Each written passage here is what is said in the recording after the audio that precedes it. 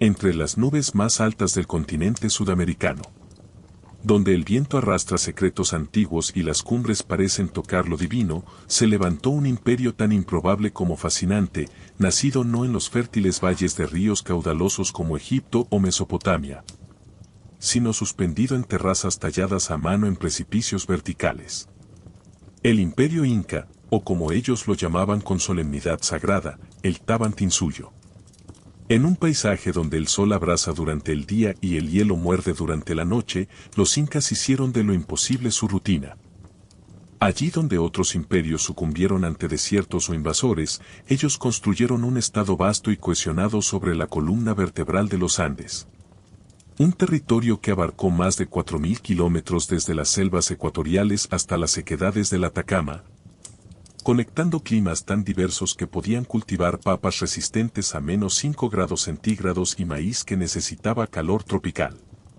Todo administrado desde una capital que era a la vez santuario, palacio y mapa del cosmos. Este fue un imperio cuya historia se transmitió sin tinta y sin papel, que calculó su economía sin moneda y comunicó sus decisiones sin escritura alfabética, pero aún así logró organizar millones de personas en una maquinaria social precisa como una constelación andina. Una civilización que afrontó su geografía no como obstáculo sino como aliada, que elevó montañas mediante terrazas de agricultura escalonada, que domesticó la altura construyendo carreteras colgantes de fibra vegetal suspendidas sobre abismos de 200 metros. Y que transformó quebradas y páramos en una red de ciudades, fortalezas y centros ceremoniales que aún hoy desafían arqueólogos, ingenieros y creyentes. Su origen está envuelto en mito, hijos del sol ascendiendo desde las aguas sagradas, pero su legado está anclado en piedra, bloques que encajan con tanta perfección que ni una hoja de papel cabe entre ellos. Ciudades que resisten terremotos que derriban rascacielos modernos, calendarios celestes grabados en muros que marcan solsticios con el filo de un rayo de luz. Su historia no es solo política y conquista, sino cosmovisión. Los incas no separaban ciencia de religión, ni ingeniería de espiritualidad. Para ellos el mundo era un tejido vivo, un gran manto sagrado llamado Pacha, donde cada hilo, humano, vegetal o mineral, estaba conectado por la reciprocidad. Doy para que me den, siembro para cosechar, agradezco para existir. Y tal vez por eso, a pesar de su caída trágica bajo la sombra de la conquista, su presencia no ha muerto. Vive en el quechua, en los tejidos, en las fiestas, en la tierra que aún se nombra Pachamama, en los apellidos que pueblan las montañas. Vive en el misterio, en Machu Picchu escondido entre nubes, en quipus que aún nadie logra leer como libro completo, en caminos que siguen apareciendo bajo la maleza, en terrazas que después de medio milenio continúan dando alimento. El imperio inca fue un reino forjado por la voluntad de dominar no a otros hombres, sino a la montaña misma, una civilización que hizo de la altura su mejor arma, de la piedra su memoria y del sol su guía. Un imperio que no desapareció. Simplemente se ocultó entre la niebla, como si aún guardara secretos que esperan ser descubiertos. Orígenes del imperio y sus personajes fundadores. Si uno retrocede en el tiempo, antes de los conquistadores, antes incluso del esplendor de Machu Picchu o de los muros ciclópeos de Sacsayhuamán, se encuentra con un altiplano salvaje, duro e inclemente. Un mundo donde las montañas ejercían poder sobre el hombre, donde el frío podía arrebatar una vida en una sola noche sin luna, donde las estaciones no obedecían al calendario, sino al capricho de dioses antiguos que habitaban en lagos, quebradas, nevados y estrellas. Aquellas primeras sociedades andinas no soñaban con imperios, soñaban con sobrevivir. Para entender el origen del Tawantinsuyo hay que sentir ese viento helado que corta la piel. Hay que imaginar el cansancio de subir una ladera cargando herramientas. Hay que ver la tierra oscura que se rompe como hueso seco cuando falta la lluvia. Y es que el imperio inca comienza antes de existir, nace en la conciencia colectiva de pueblos que comprendieron que para vivir en las montañas hay que negociar con ellas, cortejarlas, agradecerles y temerles. Fue en ese escenario donde surgió el primer relato fundador. Manco Cápac y Mama Ocllo, hijos del sol, emergiendo de las aguas del lago Titicaca, portando una vara de oro que señalaría el destino de su pueblo. No es simplemente un mito, es una narrativa de legitimidad. Los incas no decían conquistamos estas tierras, decían estas tierras nos fueron entregadas por Inti. El mito es más profundo de lo que parece, no nace en Cusco, sino en el Titicaca, lugar que guarda relación con civilizaciones anteriores como Tiahuanaco, cuya arquitectura enigmática y calendarios pétreos alimentaron la cosmovisión que siglos después los incas reinterpretarían. En ese mito, la vara de oro hundiéndose simboliza algo crucial, no ocupar por fuerza, sino porque la tierra te reconoce. Los incas no se proclamaron dueños de las montañas, se declararon hijos de ellas. Pero la historia, esa que se halla en huesos, tejidos y cerámicas, nos narra algo distinto. Los primeros incas fueron un pequeño grupo que, probablemente expulsado o desplazado, descendió desde altiplanos más fríos hasta el fértil valle de Cusco. Allí no eran más que un cacicazgo menor, sin demasiada influencia sobre los pueblos aledaños. Vivían con austeridad, levantando terrazas sencillas, cultivando maíz y papa, criaban llamas y alpacas, y sobre todo aprendían de quienes ya estaban. Porque, y esto es importante, los incas no nacieron con un conocimiento supremo, fueron grandes porque fueron grandes imitadores, perfeccionadores y organizadores. Tomaron el legado agrícola de los pueblos varis, los estilos cerámicos de culturas pre-incas, la tradición astronómica de Tiahuanaco, y los convirtieron en una sinfonía más compleja, más útil, más política. Pero toda historia humana tiene un momento en el que el destino se parte en dos, y ese instante llegó con un nombre. Pachacútec Inca Yupanqui, el príncipe que se negó a aceptar que el fin había llegado. Cuando los feroces chancas atacaron Cusco alrededor del 1438, sembraron caos y desesperanza. Los relatos cuentan que la ciudad estaba perdida, que sus habitantes huían dejando en el polvo sus pocas posesiones, que la derrota era un hecho consumado. El gobernante legítimo escapó, pero el joven Cusi Yupanqui, quien luego sería rebautizado Pachacútec, decidió que, si la historia iba a terminar, no lo haría corriendo. La batalla fue despiadada. Algunas crónicas hablan de emboscadas, otras de una astucia nunca antes vista en la guerra andina. Uso estratégico de terrenos elevados, trampas, ataques nocturnos, reagrupamiento improvisado y un factor psicológico decisivo. Convencer a sus hombres de que los dioses estaban de su lado. Y al final, los chancas fueron derrotados. La victoria no solo salvó Cusco, creó una visión, un antes y un después. Ese día nació Pachacútec, cuyo nombre significa el que transforma la tierra, y es precisamente eso lo que hizo, transformó un cacicazgo en un proyecto. Su genialidad no fue únicamente militar, sino política, espiritual y urbanística. Rediseñó Cusco en forma de puma, símbolo de poder, con templos, barrios y caminos alineados según observaciones astronómicas. Organizó la sociedad en una estructura que mezclaba reciprocidad ancestral con control centralizado. Estableció alianzas, dio beneficios, pero también aplicó mano firme cuando hizo falta.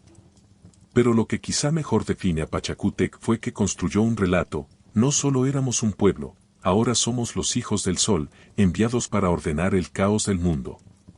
Tras él, su hijo Túpac Yupanqui heredó la ambición y la visión continental. Cruzó desiertos, sometió pueblos hostiles, expandió la frontera por el norte y, según algunas crónicas, incluso navegó hacia misteriosas islas del Pacífico. Su sucesor, Huayna Cápac, mantuvo el equilibrio político con habilidad, administró regiones complejas y enfrentó rebeliones.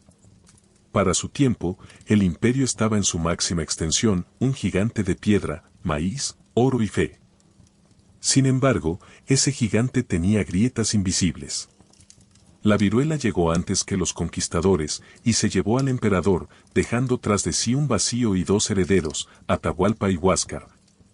Hermanos enfrentados en una guerra civil que fracturó al imperio justo cuando en el horizonte empezaban a aparecer hombres extraños que parecían hechos de hierro. Así, el imperio inca nació de mito, pero se consolidó con sangre, se justificó en la fe, pero se administró con una precisión casi matemática. fue el resultado de hombres que supieron leer la montaña, interpretar el cielo y convencer a millones de que su destino era parte de un plan divino. Porque el origen del Tawantinsuyo es, más que la historia de un pueblo, la historia de cómo un relato puede sostener un imperio. Y como todas las grandes historias, esta termina con una pregunta. ¿Cuánto hay de mito en la historia, y cuánto de historia en el mito? Sociedad, control y el pensamiento andino. Para comprender cómo un imperio que jamás conoció la escritura alfabética, ni la rueda, ni el caballo, pudo gobernar más de 2 millones de kilómetros cuadrados, es necesario adentrarse en la mente andina.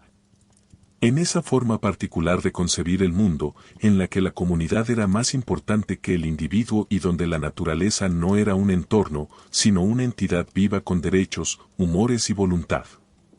El pensamiento andino estaba tejido, literalmente, en una serie de principios que eran a la vez sociales, espirituales y políticos, Aini, Minca y Mita. El Aini era la reciprocidad entre iguales, hoy por ti, mañana por mí. La Minca, trabajo colectivo para un fin común. Y la Mita, trabajo obligatorio para el Estado. No se trataba de esclavitud, era integración al proyecto.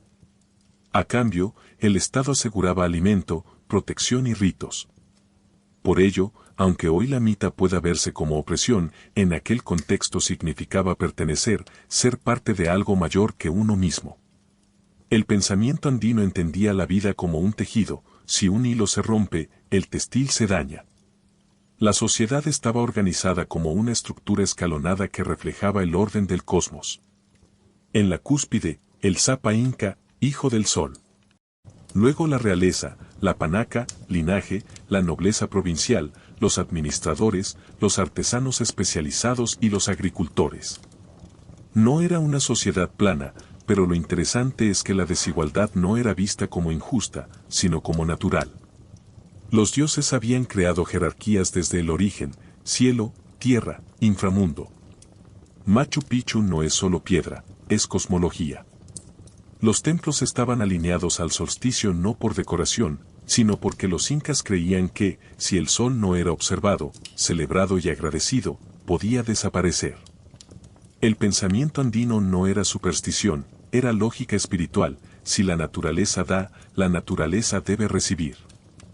Esa misma lógica justificaba el control. Los incas no gobernaban solo con fuerza, sino con integración cultural. Permitían que los pueblos conservaran sus dioses locales, los huacas, pero las vincularon a un sistema mayor regulado desde Cusco. No prohibieron la identidad, la absorbieron. Los idiomas eran tolerados, pero el quechua se promovió como lengua franca. Se permitió la costumbre, pero se insertó en un calendario estatal. Parecía respeto, pero era una estrategia de consolidación.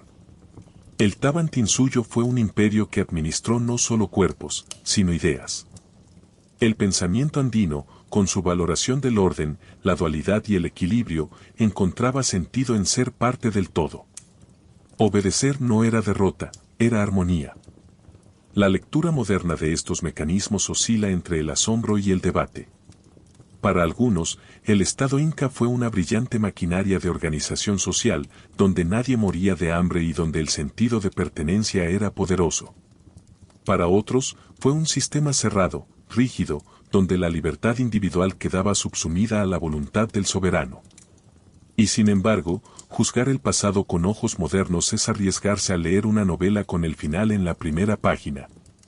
¿Podemos llamar opresión a un modelo en el que la seguridad era más importante que la propiedad? ¿Fue el control un método de dominación o una respuesta pragmática a un entorno brutal? En una geografía donde la tierra podía matar si no se trabajaba unidos, la colaboración no era virtud ética, era supervivencia.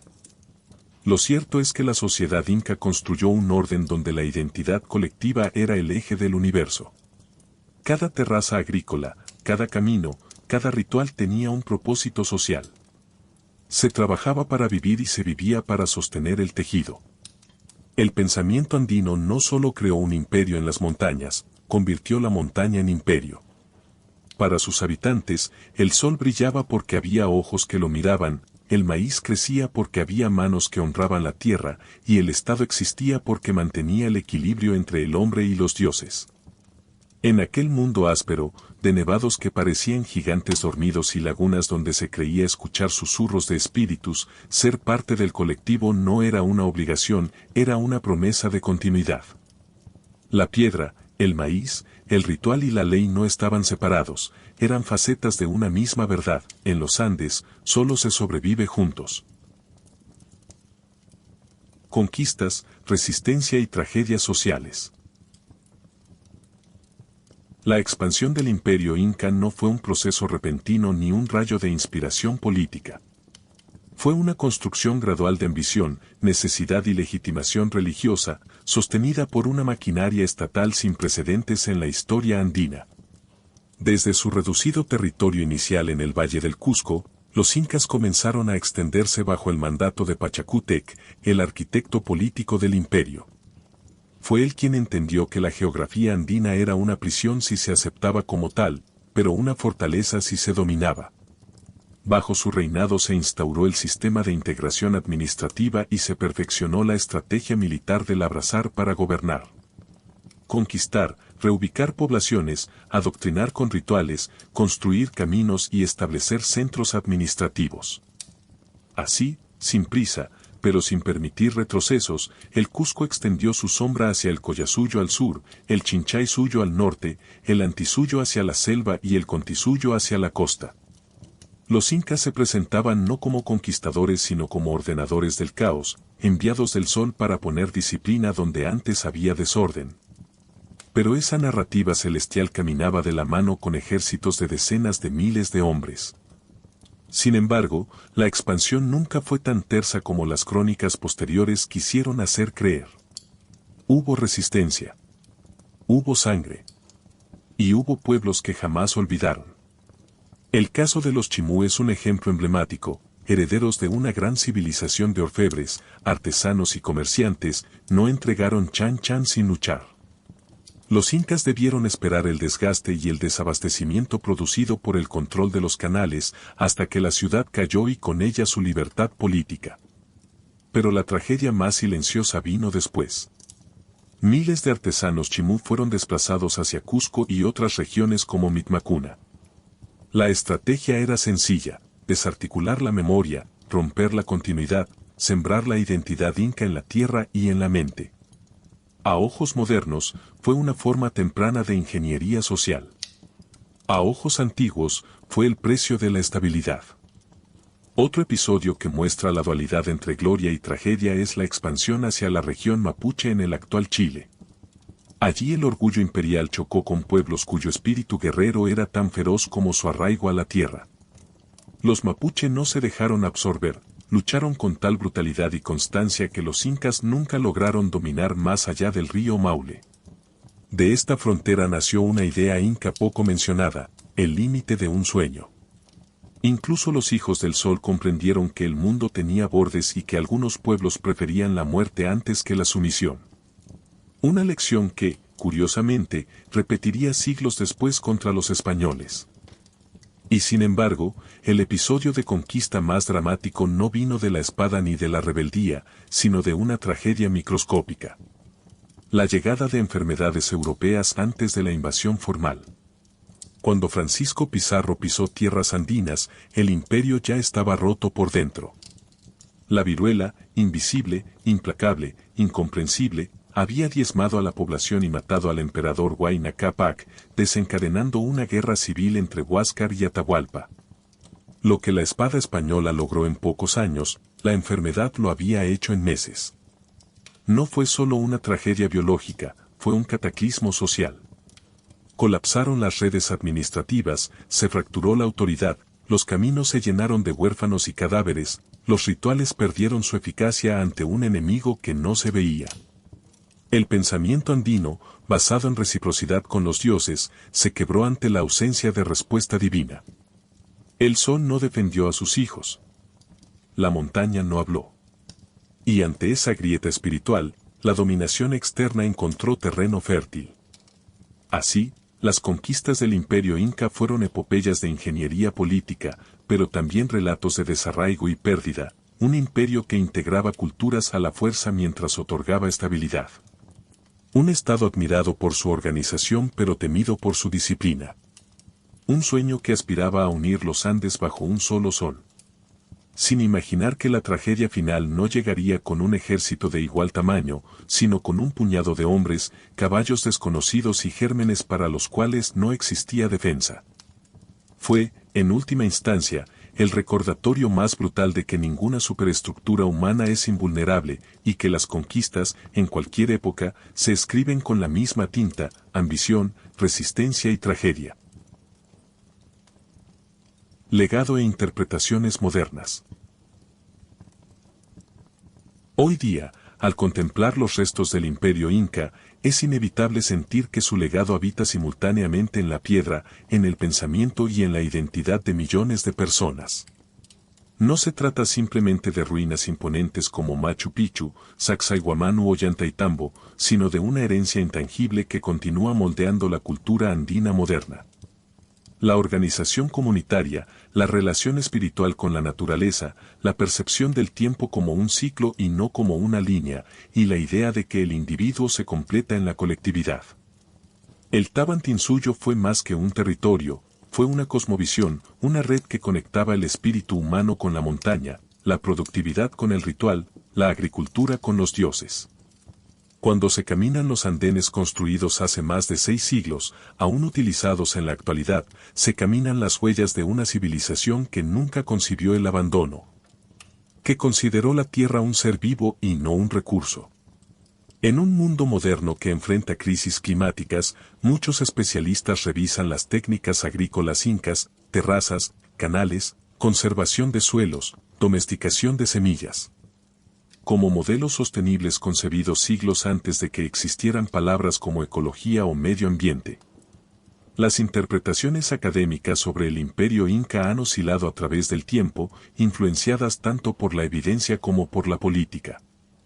Durante los siglos posteriores a la conquista, la visión europea buscó reducir el Tawantinsuyo a un imperio despótico para justificar moralmente su caída, describiéndolo como una estructura rígida sin libertad individual. Esta interpretación, si bien contiene elementos reales, control social, reubicaciones forzadas, rígida jerarquía, ignora las formas en que los incas lograron cohesión sin medios de comunicación modernos. Sin escritura fonética y en un terreno mortalmente fragmentado. Durante el siglo XX surgió una postura opuesta, casi romántica, la del imperio perfecto, equitativo, justo, sin pobreza. Se exaltó al Inca como un gobernante benévolo y paternal. Pero esta visión tampoco resiste el peso de la evidencia arqueológica, existieron rebeliones, trabajos forzados, castigos severos. La verdad histórica, como suele ocurrir, se encuentra entre ambos extremos, lejos de la leyenda dorada y lejos de la visión demonizada. En la actualidad, el debate continúa activo. El imperio inca fue una forma temprana de socialismo teocrático, un ejemplo eficiente de planificación centralizada, o una estructura de imposición imperial que logró adhesión mediante absorción cultural. La interpretación moderna más equilibrada entiende al Tawantinsuyo como un sistema de comunidad ampliada, donde el bienestar individual dependía del bienestar colectivo, y donde la reciprocidad, más que la libertad individual, era fundamento de existencia. Incluso en el presente, cuando los habitantes de comunidades altoandinas organizan mingas, ainis o faenas comunales, están reproduciendo prácticas sociales cuyo origen se remonta a los días del imperio. Pero el legado inca no es solo arqueología ni organización social, también tiene un rostro humano y político. En Perú, Bolivia, Ecuador y Chile, el quechua y el aymara sobreviven como lenguas vivas, no como fósiles. La identidad indígena, alguna vez perseguida o acallada, resurge como orgullo. Para muchos, los incas representan no un imperio perdido, sino un pasado interrumpido. En las plazas indígenas, en las celebraciones del Inti Raymi, en las escuelas bilingües, en los tejidos cuyos diseños repiten símbolos milenarios, el imperio aún respira. Por último, El imperio inca tiene un legado que trasciende fronteras, nos recuerda que el ser humano es capaz de domesticar montañas, que la planificación puede vencer al caos ambiental, que la infraestructura puede unir sociedades que no comparten lengua ni clima. Y más profundo aún, nos recuerda que toda civilización, por más sólida que parezca, es vulnerable a lo inesperado. Los incas nos enseñan que el hombre puede construir puentes de cuerda que sobreviven siglos, pero que una enfermedad invisible puede derribar un imperio en una década. Tal vez por eso, el Tawantinsuyo fascina tanto al mundo moderno, porque es el ejemplo perfecto de grandeza y fragilidad, de poder absoluto y desvanecimiento repentino. Un espejo lejano de nuestra propia civilización global, donde creemos dominar la naturaleza, sin notar que la historia, como los Andes, nunca se queda quieta. Hoy día, el legado inca no es solo pasado, es advertencia, inspiración y memoria. Una voz de piedra que desde las montañas todavía susurra, el mundo puede cambiar en un instante, pero lo que construyes con sabiduría puede permanecer para siempre. En conclusión, el imperio inca no solo dominó montañas, transformó montañas en hogares, templos y fortalezas. En un entorno que la mayoría habría considerado inhabitable, los incas vieron posibilidad, vieron vida y vieron al sol. Su caída fue violenta, pero su legado perdura, en la cultura, en los apellidos, en el pensamiento y en las piedras. Fue un imperio nacido del mito, sostenido por la ingeniería y enterrado por la tragedia. Un reino donde los dioses caminaban entre llamas y nieves eternas, donde el cielo estaba cerca y donde aún hoy, cuando el viento golpea las ruinas, parece que las voces de los antiguos siguen hablando en quechua entre la niebla.